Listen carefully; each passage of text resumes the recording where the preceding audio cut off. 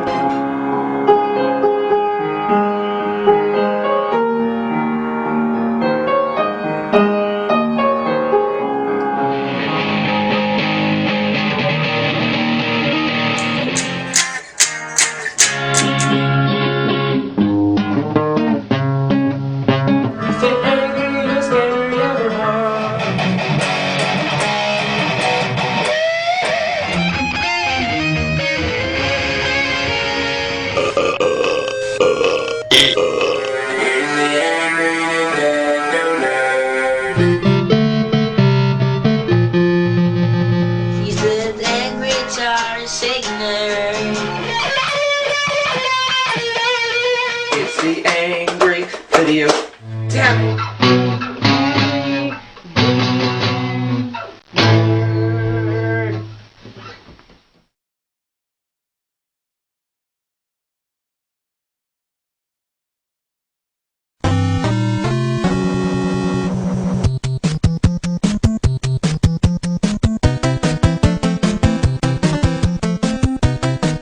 I'm gonna review a good game for once. Yeah, now don't worry, I'll go back to torture myself with shitty ones, but for now, let's do something awesome. Super Mario Bros. 3 is often considered to be the greatest game on the NES, and for good reasons. It took everything that made the first Mario great and multiplied it several times over, adding new intricate levels of gameplay and challenges. Whether it's the top loader or that classic gray box, the Nintendo Entertainment System was at the height of its popularity when this masterpiece came along to push it over the top and make an everlasting impression, the defining moment of our childhood pastime. During the final years of the 8-bit era, many other games came along like McKids and Tiny Toon Adventures, which tried to emulate its gameplay, its power-up system, and overall design. It was one of the first games I remember to have a strategy guide. There was also a Super Mario Bros. 3 cartoon series, even though there was no 2. That's the power that this game had. All you gotta do is say Mario 3, and anyone will go, oh yeah. Now, all the hype began before the game was even released. Most of us first heard about Mario 3 in the 1989 movie, The Wizard, an innocent little family flick, but essentially a theatrical Nintendo commercial in disguise as a feature film.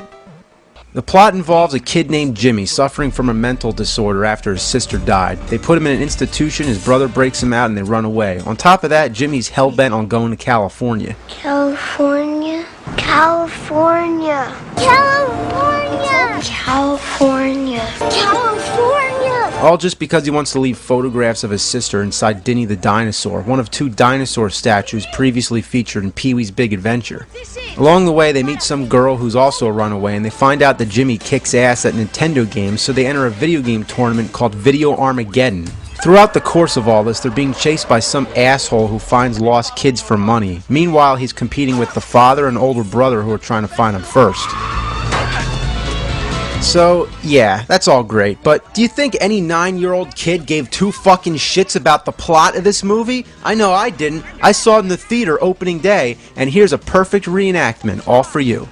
What the hell is this shit? I don't care what these people are talking about. Oh, look back there. What game is this? Who the hell are you? Go back to the freaking Wonder Years, you piece of shit! Oh, what game's that? Oh, you hear it? That's Zelda 2! Oh, what games are they playing? Turn it around! Come on, I want to see the damn games! That's what it was like. You'd see a few moments of a game, you'd get excited, and then it's back to the story. I got the scroll weapon, and I almost beat Mecha Turtle at the end of level 3. While some game lingo was thrown in, the audience, the kids watching the movie, were the experts and would notice anything that was wrong. When Jimmy's playing Double Dragon, he starts mashing buttons before the game even begins. Then after his brother pulls him away, only to turn back, he says, 50,000? You got 50,000 on Double Dragon? 50,000? How could you get 50,000 points in less than a minute? And why such a random number? Also note that it's not the arcade version of Double Dragon, it's the Nintendo version, which means that he's playing it on the Play Choice 10, an arcade clone of games that were also on the NES. Obviously an endorsement from Nintendo, but the tabletop one in the diner, I've never seen that. Then there's the Nintendo Power Tip line. That's right, people sitting around ready to help you with any game problem you have. Simon's Quest. Just call that 900 number and rack your parents' phone bill up the ass. Enter Lucas, the other villain, the opposing game expert of the film. Pick any game you want. I'm good at all of them. I have 97 of them. You know all 97 of them? Today there's about 800 Nintendo games, but for the time being, let's say, okay, Lucas is the master at Nintendo because he has all 97 games. You want to be as badass as him, right? Well, you better get your parents to take out a loan and get you every Nintendo game. And of course, the biggest advertisement ever in a movie, the Power Glove. He proves his radicalness by playing Rad Racer. Rock music comes on which doesn't belong from the game. You can chop out 20 seconds of this, repackage it, and air it on TV, and there you go. It's a commercial for the Power Glove. I love the Power Glove. It's so bad. The Wizard was a rare instance in product placement when the prime moviegoers were interested in the product rather than the movie itself.